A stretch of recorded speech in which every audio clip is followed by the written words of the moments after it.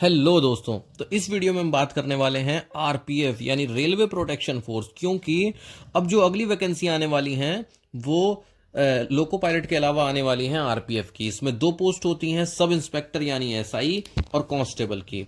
ठीक है, जैसे पुलिस में एसआई होते हैं और सिपाही होते हैं यानी कांस्टेबल होते हैं, ऐसे ही आरपीएफ यानी रेलवे प्रोटेक्शन फोर्स में भी एसआई और कांस्टेबल की पोस्ट आती हैं। इस वीडियो में हम बात करेंगे कि इसका क्या एग्जाम पैटर्न होता है, कौन कौन इसके फॉर्म को भर सकता है, कैसा इसमें फिजिकल होता है ना, और इसके अलावा किन बुक्स से आप तैयारी कर सकते हैं और किस प्रकार से आप तैयारी कर सकते हैं कि आपका सिलेक्शन हो जाए।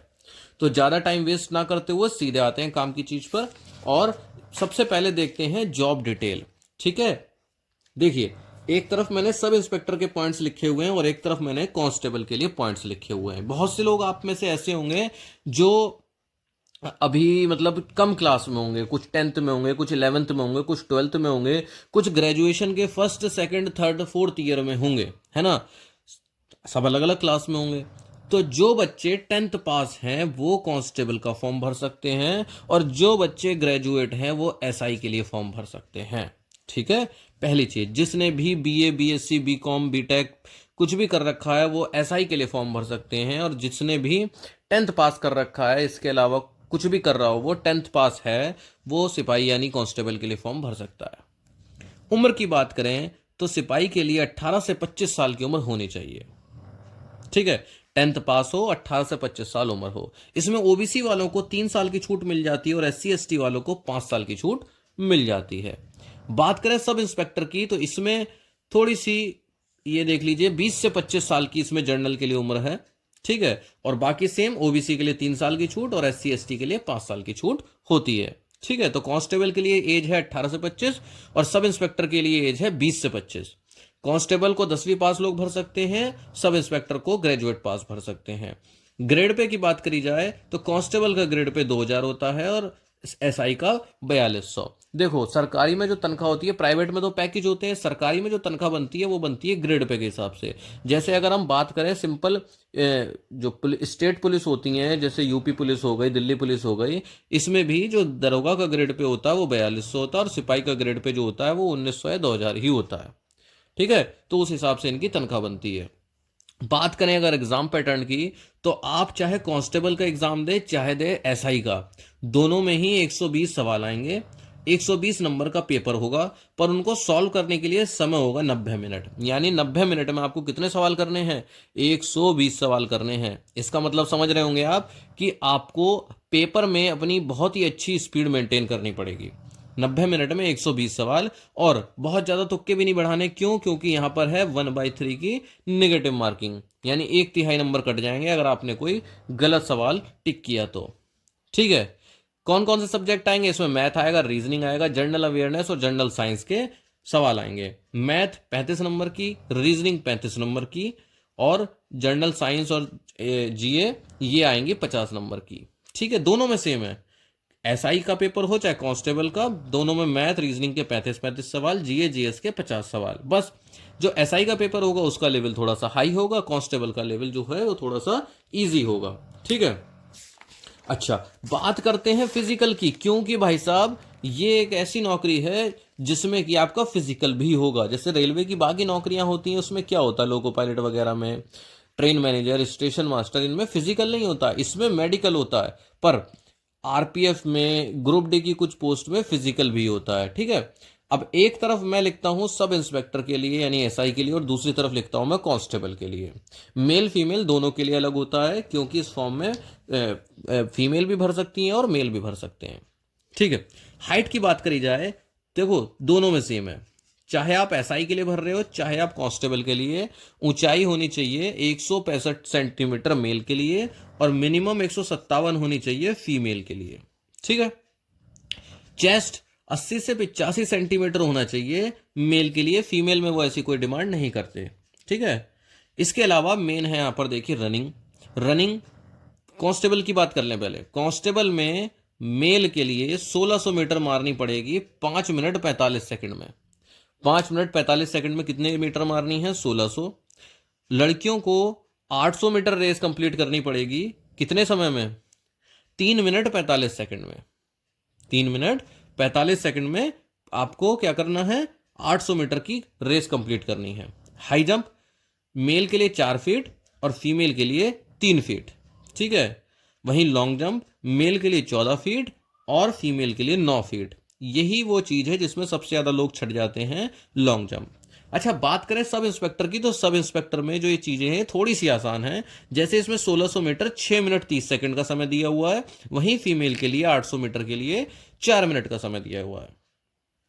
बात करी जाए हाई जंप की, तो यहां पर मेल को 3 फीट 9 इंच यानी 3.25 फीट ऊंचाई पर कूदना है, जबकि फीमेल को 3 फीट ऊंचा कूदना है।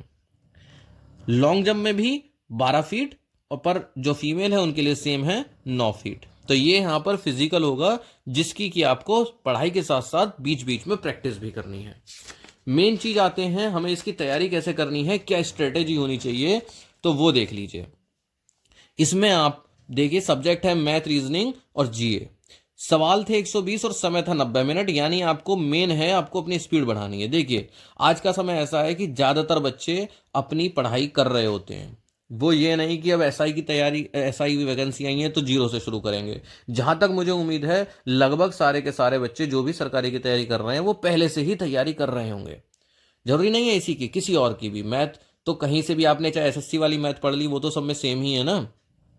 अब देखिए, आपको क्या करना है, मेन है आपको अपनी स्पीड बढ़ानी है। आपको अपनी स्पीड बढ़ानी है क्वेश्चन पेपर को सॉल्व करने के लिए, ठीक है। स्पीड पर काम करना है आपको, ठीक। स्पीड पर कैसे काम कर सकते हैं, इसका सबसे अच्छा तरीका है आप टेस्ट सीरीज सॉल्व कीजिए, या फिर आप प्रीवियस ईयर के क्वेश्चन सॉल्व कीजिए। ये सबसे जरूरी स्टेप है। अब यही चीज हमें करनी है कि हम प्रीवियस ईयर के क्वेश्चंस जो हैं वो लगातार करते जाएं, टेस्ट सीरीज जो है वो करते जाएं। इसके लिए सबसे बेस्ट तरीका है कि किरण पब्लिकेशंस की बुक्स आती हैं। ये फायदे क्या क्या है, मैं आपको पहले कुछ बुक्स दिखा देता हूं। मान लो ये मेरे पास रीजनिंग की बुक है, ठीक है।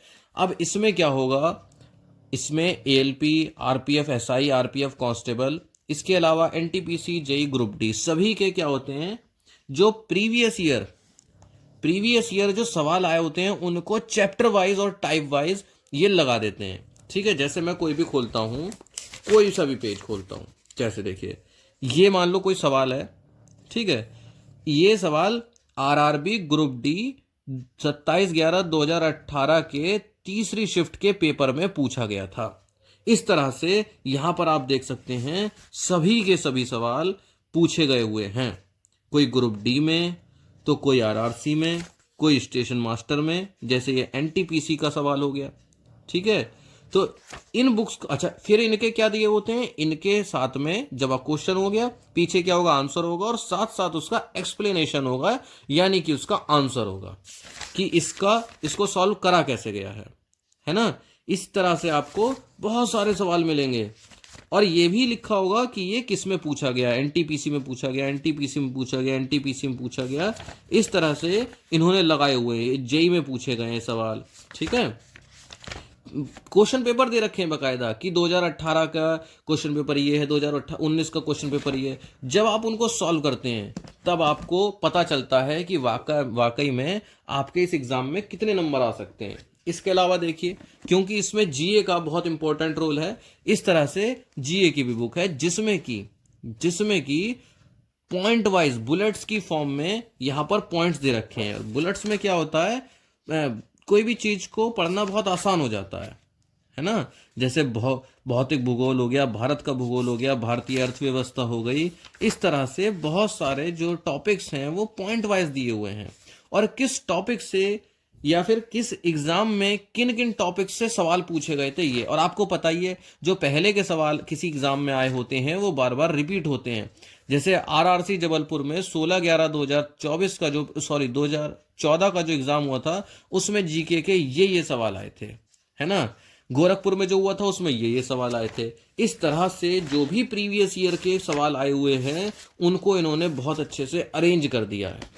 इससे क्या होगा, जैसे आप आईएएस की तैयारी कर रहे हैं, तो सही बताओ 2024 का आप अगर आईएएस का पेपर देने वाले हो तो सीधी सी बात है, आपने 2023, 22, 21, 20 पिछले साल के आईएएस के पेपर तो सॉल्व करोगे ना।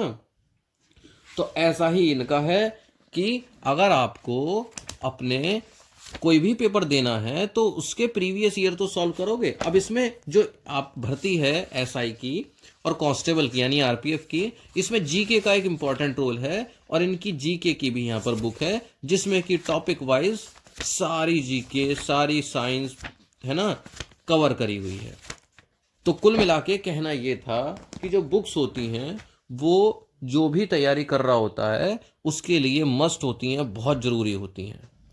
जैसे मैं अपनी बताऊं, मैं जो भी फॉर्म भरता था अपने समय में मैं उसकी बुक ले आता था। जैसे कि अगर मैंने पीसीएस का फॉर्म भर दिया, भले ही मुझे उसमें कुछ आए ना आए, पर मैं पीसीएस से रिलेटेड कुछ बुक्स जरूर ले आता था, जैसे कि प्रीवियस ईयर क्वेश्चन पेपर की, जिससे मुझे एक आइडिया लग जाए कि भैया कि मैं स्टैंड कहाँ कर रहा हूँ।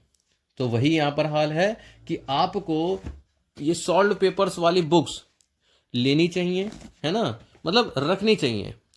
अगर आप किसी भी चीज़ की तैयारी कर रहे हो तो उस पेपर से रिलेटेड प्रीवियस ईयर वाली बुक्स आपको जरूर रखनी चाहिए। इसके अलावा जब आप डेली प्रैक्टिस करोगे, जैसे आपने बुक ले ली, अब इसमें मान लो 200 पेपर है, आप डेली प्रैक्टिस कर रहे हो, तब आपको आइडिया लगने लगेगा कि मैं 90 मिनट में कितने क्वेश्चन सॉल्व कर पा रहा हूं, कहीं मेरा पेपर छूट तो नहीं रहा है, मैं किन किन टॉपिक्स में कमजोर हूं, क्या मैं मैथ में समय ज़्यादा लगा रहा हूं, क्या मैं रीजनिंग में समय ज़्यादा लगा रहा हूं, या मैं किन टॉपिक्स के सवाल नहीं कर पा रहा हूं, क्या मैं साइंस के सवाल नहीं कर पा रहा हूं, क्या मैं जीके के सवाल नहीं कर पा रहा हूं। इस तरह से आप अपने आप को एनालाइज कर पाएंगे और आप जिस सब्जेक्ट में कमजोर हैं फिर आप उस पर अपना वर्क कर पाएंगे। तो कुल मिला के बात इतनी सी है कि किसी भी नौकरी को पाने के लिए स्ट्रेटेजी बनानी पड़ती है, स्मार्ट स्टडी करनी पड़ती है, थोड़ी सी किस्मत भी होनी चाहिए साथ में, मेरा तो ये मानना है। और सब कुछ अगर मिल जाता है तो आपकी नौकरी पक्की हो जाती है।